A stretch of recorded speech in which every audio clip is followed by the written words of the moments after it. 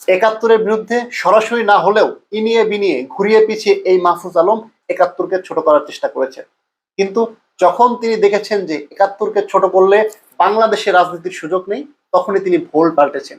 তখনই তিনি জামাত শিবিরের বিরুদ্ধে কথা বলতে শুরু করেছেন। আসসালামু আলাইকুম, আপনাদের সবাইকে শুভেচ্ছা জানাচ্ছি। আমি তানভীর হাসান।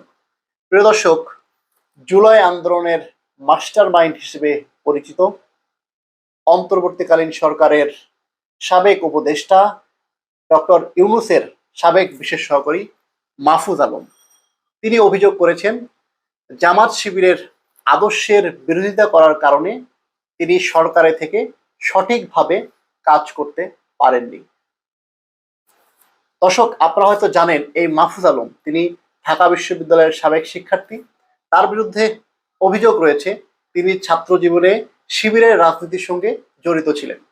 তিনি যখন তামিরুল মিল্লাত মাদ্রাসায় পড়তেন তখন থেকেই তিনি শিবিরের রাজনীতির সঙ্গে জড়িত ছিলেন বলে রাজনৈতিক অঙ্গনে একটি প্রচার রয়েছে, যদিও তিনি কখনো প্রকাশ্যে এই দাবি স্বীকার করেননি, বরং ফেসবুক সহ বিভিন্ন মাধ্যমে তিনি বারবার জামাত শিবিরের বিরুদ্ধে পোস্ট দিয়েছেন।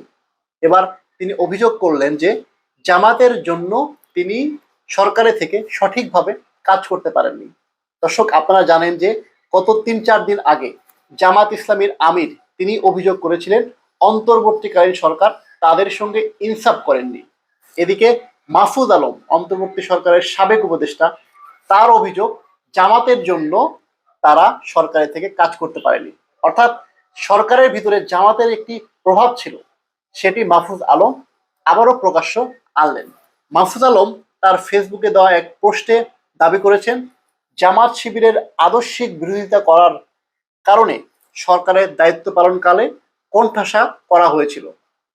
তিনি অভিযোগ করেছেন দীর্ঘদিন ধরে তিনি ব্যক্তি আক্রমণ, বিদ্বেষমূলক প্রচারণা ও মৃত্যুর হুমকি পেয়ে আসছেন। জামাতের বিরুদ্ধে কথা বলার কারণে তাকে নাকি মৃত্যুর হুমকি দেওয়া হয়েছে। অবশ্য তার ফেসবুকে গেলে দেখা যায় তিনি একটি পোস্ট দিয়ে 1 ঘন্টার মধ্যে সেটি ডিলিট করে ফেলেন। যখন দেখেন তার পোস্টের নিচে বিভিন্ন ধরনের মানুষের নেতিবাচক মন্তব্য আসে, তখনই তিনি পোস্ট ডিলিট করে ফেলেন।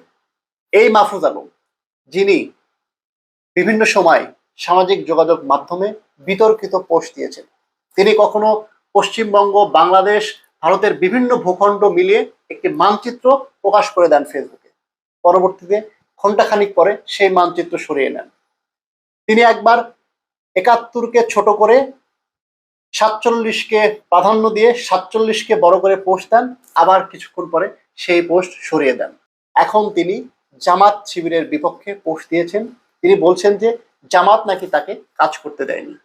মাহফুজ আলম তার পোস্টে আরো লিখেছেন, আমি আজ পর্যন্ত জুলাইয়ের পক্ষের কোনো ব্যক্তির বিরুদ্ধে বক্তব্য দিয়েছি না, কিন্তু ব্যক্তি মাহফুজের বিরুদ্ধে হওয়া বিষাদগারের ৮০ থেকে ৯০% জুলাইয়ের কথিত পক্ষের লোকজনের, বিশেষ করে জামাত শিবির, এনসিপি, উগ্র ডানদের করা। তিনি শুধু জামাত শিবিরকে দায়ী করলেন না, এবার তিনি এনসিপিকেও দায়ী করলেন, যদিও এই এনসিপি প্রতিষ্ঠার পেছনে তারও হাত রয়েছে। তার বাংলোতে বসে এনসিপি কিভাবে গঠন করা যাবে সেই বিষয়ে আলোচনা হয়েছে। তার আপন বড় ভাই এই এনসিপি রাজনীতির সঙ্গে জড়িত। লক্ষ্মীপুর থেকে তার আপন বড় ভাই এনসিপির হয়ে সংসদ সদস্য নির্বাচন করেছে।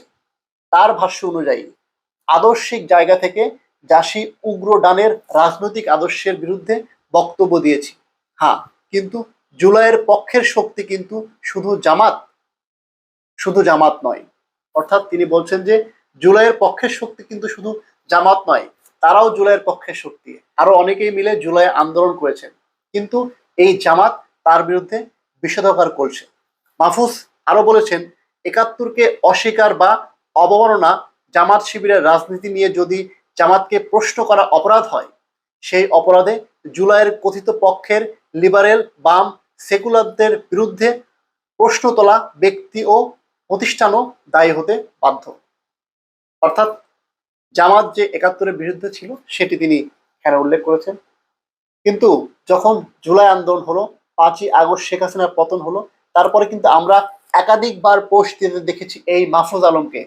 এই মাহফুজ আলম একাত্তরের বিরুদ্ধে সরাসরি না হলেও ইনিয়ে বিনিয়ে ঘুরিয়ে পিছিয়ে এই মাহফুজ আলম একাত্তরকে ছোট করার চেষ্টা করেছেন। কিন্তু যখন তিনি দেখেছেন যে একাত্তরকে ছোট করলে বাংলাদেশে রাজনীতির সুযোগ নেই, তখনই তিনি ভোল পাল্টেছেন, তখনই তিনি জামাত শিবিরের বিরুদ্ধে কথা বলতে শুরু করেছেন।